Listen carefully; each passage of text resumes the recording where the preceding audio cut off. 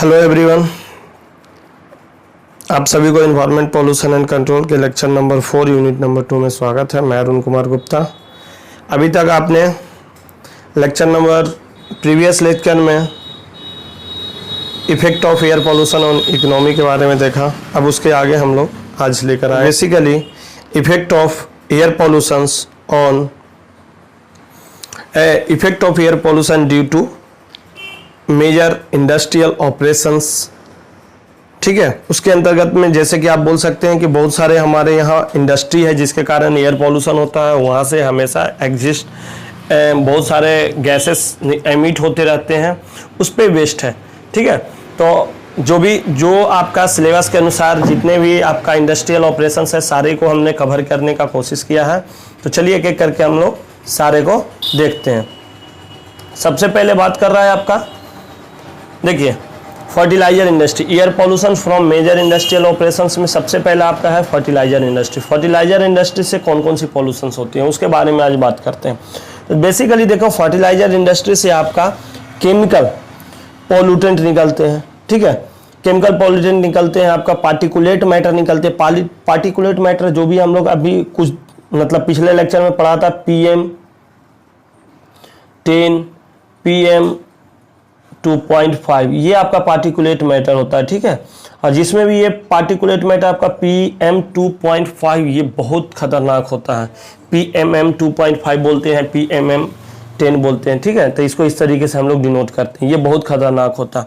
तो चलिए अब देखते हैं इसके बारे में कि यहाँ से कौन कौन सी आपका गैसेस एमिट होती है जो हमारे इन्वायरमेंट को या फिर एयर पॉल्यूशन को नुकसान करते हैं, और उससे क्या क्या हमारे हेल्थ पे नुकसान है। तो सबसे पहले बोल रहा है फर्टिलाइजर इंडस्ट्री, क्या बोल रहा है, air pollution produced due to manufacturing of fertilizer in a fertilizer industry. Fertilizer industry में क्या होता है, फर्टिलाइजर बनाया जाता है, तो उससे अगर फर्टिलाइजर बनेंगे तो जनरली हम लोग फर्टिलाइजर बनाते हैं किस चीज़ से, केमिकल से बनाते हैं, और उसको हीट कर बनाते हैं, यानी कि वहाँ से कुछ गैसेस एमिट होगी, साथ में कुछ केमिकल भी एमिट होंगे। तो ये आपका केमिकल्स और गैसेस जो भी एनवायरनमेंट में आएंगे या एयर में आएंगे तो एयर को क्या करेंगे, वो पॉल्यूट करेंगे। ठीक है, सेकंड क्या बोल रहा है आपका, from fertilizer industry added particulate matter and chemical pollutant into our environment. हमारा फर्टिलाइजर इंडस्ट्री से क्या क्या मिलता है आपका, तो वहाँ से पार्टिकुलेट मैटर निकलती है, केमिकल पॉल्यूटेंट निकलती है जो कि हमारे इन्वायरमेंट में मिलता है, और उससे हमारा एयर पॉल्यूशन क्रिएट किया जाता है।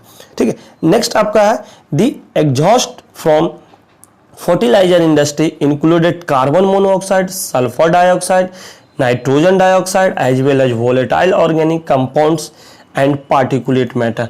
ठीक है, देखिए यहाँ पे मेनली आपको 3 चीज़ याद रखना। देखिए जब भी हम लोग को अब एग्जाम में पूछेगा ना, तो हम लोग को ये 2-3 चीज़ आपको हमेशा याद रखना कि मतलब कि आखिर इंडस्ट्री के बारे में पूछा तो इंडस्ट्री के बारे में बता देंगे कुछ, उसके बारे में लिख देंगे कि यहाँ से कौन कौन सी पॉल्यूटेंट निकलती है। तो अगर यहाँ पे पूछेगा आपको को फर्टिलाइजर इंडस्ट्री से तो क्या क्या निकलता है, तो सबसे पहले होता है कार्बन मोनोऑक्साइड, उसके अलावा आपका हो जाता है सल्फर डाइऑक्साइड जिसको हम लोग SO2 बोलते हैं, नाइट्रोजन ऑक्साइड NO2 बोलते हैं। ठीक है, नाइट्रोजन NO2 भी होता है, NO3 भी होता है। ठीक है, as well as volatile organic, बहुत सारे आपके ऑर्गेनिक कंपाउंड्स निकलते हैं। उसके अलावा पार्टिकुलेट मैटर PM10, PM2.5 ये सब आपका वहाँ से एग्जिट होता है। तो ये हमारा इंपॉर्टेंट है जिसको याद रखना है। ठीक है, तो आई होप इतना आप लोग याद कर लीजिएगा अच्छे से। ठीक है, राइट डाउन कीजिएगा, नोट्स अच्छे से बनाइएगा, तो यहाँ पे ये सब चीज़ याद हो जाती है। चलिए अब आगे देखते हैं कि इससे हमारा हेल्थ पे क्या इफेक्ट पड़ता है। ठीक है, जैसे कि ये तो हो गया कि आपका यहाँ से क्या क्या बनता है और क्या क्या निकलता है और ये क्या करता है, जैसे कि ये मतलब कि कौन कौन सी गैसेस हैं जो हमारे एयर पॉल्यूशन में मिलते हैं, तो उससे हमारे ह्यूमन हेल्थ पे क्या इफेक्ट पड़ता है और हमारे इन्वायरमेंट पे क्या इफेक्ट पड़ता है। तो सबसे पहले आपको बता देते हैं, जो इसमें कार्बन मोनोऑक्साइड है, एक एक करके पढ़ लेते हैं हम लोग। जैसे कि कार्बन मोनोऑक्साइड की अगर बात करते हैं तो कार्बन मोनोऑक्साइड से हमें क्या क्या प्रॉब्लम होती है। सबसे पहले होती है कि ये रिस्पायरेटरी सिस्टम, हमारे अंदर जो भी रिस्पायरेटरी सिस्टम है, ठीक है, वो उसको क्या करता है, ये डैमेज करता है या ये इफेक्ट करता है। सांस लेने में हमें बहुत प्रॉब्लम होती है, इसी से हम लोग का घुटन होता है। ठीक है, एक चीज और आप लोग को बता देते हैं कि कार्बन मोनोऑक्साइड जनरली ये ठंडी के टाइम में होती है, और ये क्या करता है कि ऑक्सीजन की प्रेजेंस जो भी आपका एटमॉस्फेयर में या एयर में है उसको कम कर देता है। इसीलिए कहा जाता है कि कभी भी ठंडी के टाइम पे लकड़ी जलाकर किसी भी बंद कमरे में नहीं सोना चाहिए। क्यों? या फिर हीटर जलाकर, आप जो रूम हीटर जलाते हैं और उसको जलाकर रूम को बंद करके मत सोइए। क्यों? क्योंकि इससे क्या होता है कि वहाँ से कार्बन मोनोऑक्साइड निकलता है और कार्बन मोनोऑक्साइड क्या करता है कि एटमॉस्फेयर से ऑक्सीजन, यानी कि जो भी वहाँ पे हवा प्रेजेंस है उसमें से क्या करता है, ऑक्सीजन को अपने वो साथ में ले लेता है और कार्बन मोनोऑक्साइड प्लस ऑक्सीजन बना लेता है आपका क्या, कार्बन डाइऑक्साइड। ठीक है, और कार्बन डाइऑक्साइड बना लेता है और कार्बन डाइऑक्साइड जो भी हमारे लिए सही नहीं है, हमारे लिए तो ऑक्सीजन सही है लेकिन ये ऑक्सीजन की प्रेजेंस को घटा देता है। इससे क्या हो सकता है, घुटन हो सकती है, सफोगेशन हो सकती है। ठीक है, मतलब कि आपको सांस लेने में प्रॉब्लम हो सकती है। तो ये जनरली आपको किस चीज़ को इफेक्ट करता है, आपको सांस लेने में प्रॉब्लम करती है। दूसरी अगर बात करते हैं सल्फर डाइऑक्साइड, सल्फर डाइऑक्साइड आपका अगर मान लीजिए कि एटमॉस्फेयर में आता है तो सबसे बहुत मेजर प्रॉब्लम उसका एसिड रेन। ठीक है, सल्फर डाइऑक्साइड आपका मेजर प्रॉब्लम करवाता है, एसिड रेन का मेन कंपोनेंट है। ठीक है, ये आपका ह्यूमन हेल्थ पे भी, रिस्पायरेटरी सिस्टम पे भी ये आपको इफेक्ट करता है। और साथ में सल्फर डाइऑक्साइड आपका जितने भी आपका, जैसे कि आप देखते होंगे कि बहुत सारे पेज वगैरह होते हैं, जैसे हम लोग कॉपी रख देते हैं 5 साल 10 साल के बाद अगर उस कॉपी को देखते हैं, या फिर पुराने दस्तावेज कभी भी उल्टे हो तो देखो कि वो हल्का पीला कलर का पड़ जाता है, तो वो सल्फर डाइऑक्साइड के कारण होता है। तो ये सब इफेक्ट होते हैं। ठीक है, इसके अलावा लाइम आपका स्टोन, जितने भी लाइम स्टोन है उसको भी इफेक्ट करता है। इसके अलावा आपका है कार्बन डाइऑक्साइड से भी ये इफेक्ट, इसमें कार्बन डाइऑक्साइड भी निकलता है। यहाँ पे हमने लिखना छोड़ दिया, कार्बन डाइऑक्साइड भी आपका फर्टिलाइजर इंडस्ट्री से निकलता है। कार्बन डाइऑक्साइड आपका मेजर कंटेंट करता है किस चीज़ को, ग्रीन हाउस गैसेस को। ठीक है, ये आपका ग्रीन हाउस गैसेस को एमिट करता है। तो ग्रीन हाउस गैसेस से क्या होता है, ग्लोबल वार्मिंग हम लोग पढ़े हैं। ठीक है, और भी आगे डिटेल में पढ़ेंगे ग्लोबल वार्मिंग के बारे में। ठीक है, ग्लोबल वार्मिंग तो ये क्या करता है, CO2। तो एक हो गया आपका कार्बन मोनोऑक्साइड, एक हो गया CO2। कार्बन मोनोऑक्साइड के बारे में हम लोग देख लिए, कार्बन इसके बारे में देख लिए। ठीक है, अब इसके आगे में आपका आता है नाइट्रोजन ऑक्साइड। नाइट्रोजन ऑक्साइड आपको इससे पहले जो हम लोग प्रीवियस लेक्चर में पढ़े थे उसमें क्या पढ़े थे कि नाइट्रोजन ऑक्साइड ही होता है जो आपका फोटोकेमिकल स्मोक बनाता है। यानी कि आपका नाइट्रोजन ऑक्साइड की अगर बात करते हैं हम लोग, तो ये नाइट्रोजन ऑक्साइड जो होता है, नाइट्रोजन ऑक्साइड यही हमारा क्या करता है, फोटोकेमिकल स्मोक बनाता है।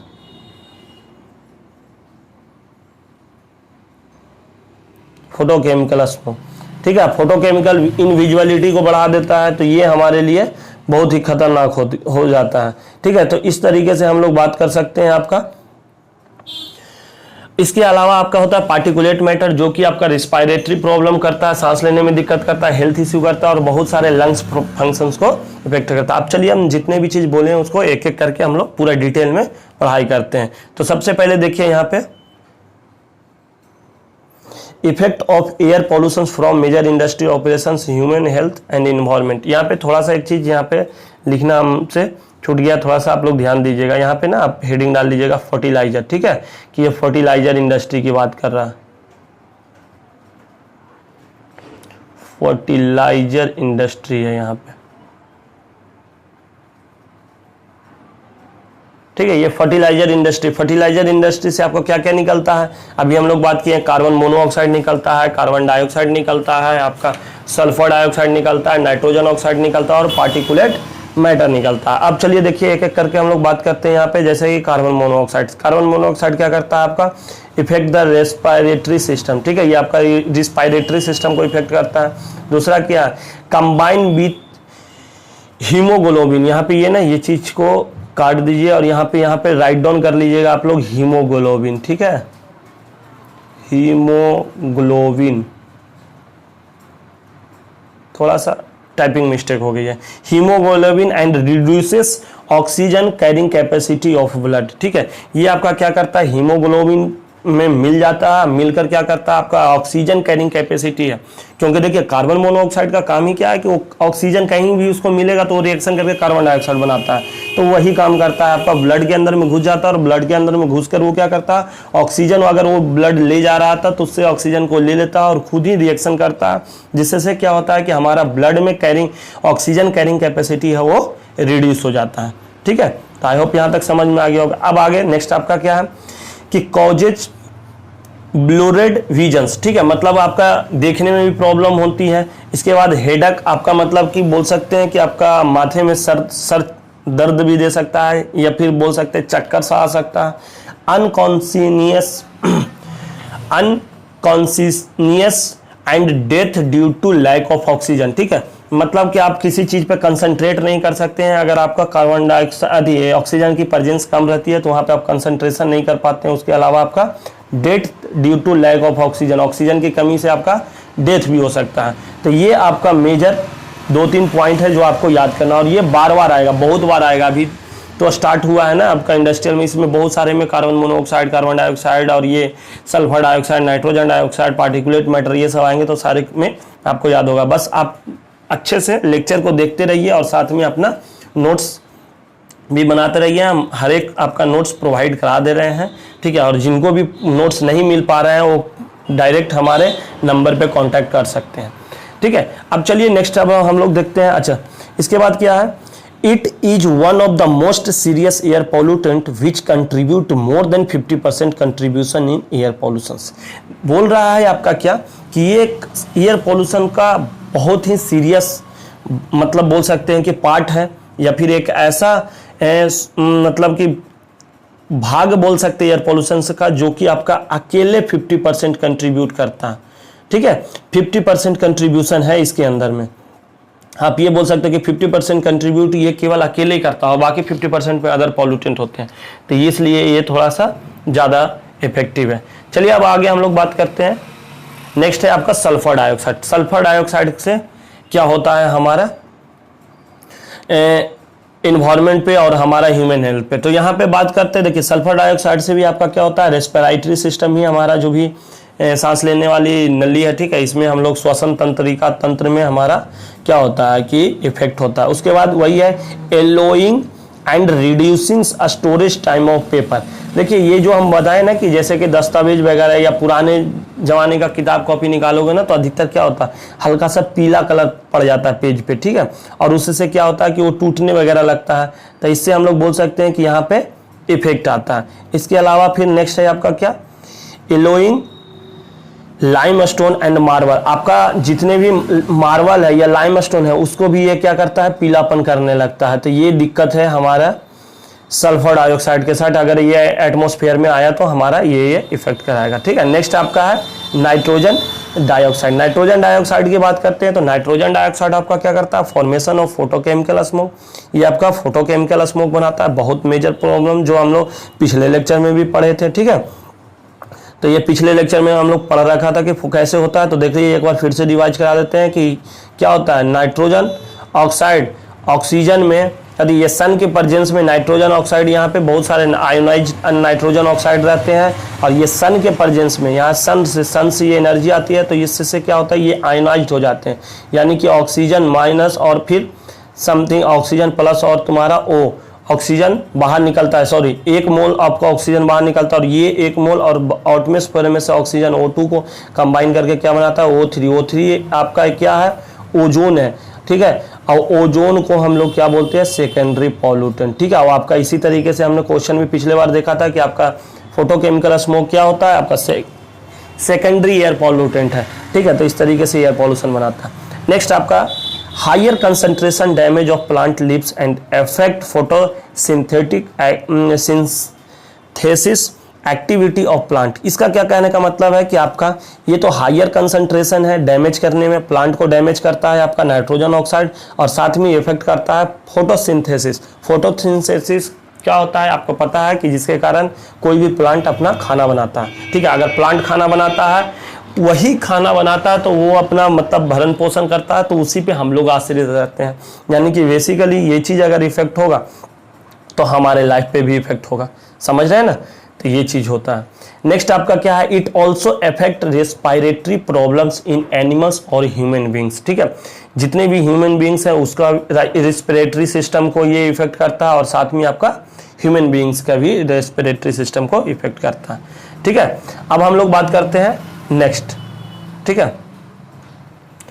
नेक्स्ट है आपका पार्टिकुलेट मैटर। पार्टिकुलेट मैटर क्या बोलता है, ये आपका ये भी इफेक्ट करता है आपका रेस्पिरेटरी प्रॉब्लम्स, यही है पार्टिकुलेट मैटर, PM 10 और एक होता है PM 2.5, ठीक है। PM 10 और PM 2.5 क्या होता है? 10 कहने का मतलब है कि रेडियस, किसी भी पार्टिकल का रेडियस 10 माइक्रोमीटर से अगर कम हो, ऐसे पार्टिकुलेट को हम लोग PM 10 के अंतर्गत रखते हैं। और PM 2.5 यानी कि 10, सॉरी, आप ये बोल सकते हैं कि 2.5 का मतलब है 2.5 माइक्रोमीटर से अगर कम है किसी भी पार्टिकल का डायमीटर, ठीक है। अगर डायमीटर कम है तो वो क्या होगा कि आपका पॉल्यूशन क्रिएट करता है। वो जैसे कि वो गैस, मान लीजिए कि कोई भी ऐसा पार्टिकल से इतना छोटा हो तो वो क्या होगा, हवा में तैरता रहेगा। हवा में तैरता रहेगा तो हमारे रेस्पिरेटरी सिस्टम, हम लोग उसको सांस के थ्रू ले लेते हैं। ये आपका जनरली आपका दिल्ली वगैरह में बहुत देखने को मिलता है ऐसे मतलब कि पार्टिकुलेट मैटर से एयर पॉल्यूशन, ठीक है। फिर दूसरा आपका हेल्थ इशू, जब रेस्पिरेटरी सिस्टम है तो हेल्थ इशू पे तो इफेक्ट होगा ही, साथ में आपका इफेक्ट लंग्स फंक्शन, ये लंग्स में जाकर बोल सकते हो कि जम जाता है और एक्यूमुलेट हो जाता है।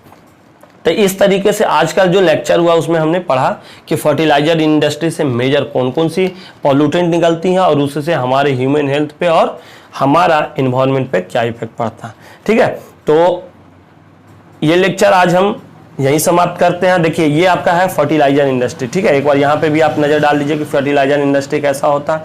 बस हम लोग को देखना होता है फर्टिलाइजर इंडस्ट्री जनरली क्या, ये सब जितने भी चिमनी वगैरह दिख रहे हैं ना आपको, ये सारे से गैस निकलते हैं, ठीक है। एग्जॉस्ट गैसेस निकलते रहती है और यही हमारे एयर पॉल्यूशन करवाते हैं, ठीक है। तो चलिए आज का लेक्चर यहीं समाप्त करते हैं। और अगर आपको कोई भी डाउट है तो आप हमारे इस नंबर पे कांटेक्ट कर सकते हैं, ठीक है। आप कांटेक्ट कीजिए, कोई दिक्कत हो तो हमसे बात कर सकते हैं। फिर मिलेंगे नेक्स्ट लेक्चर में नेक्स्ट टॉपिक के साथ।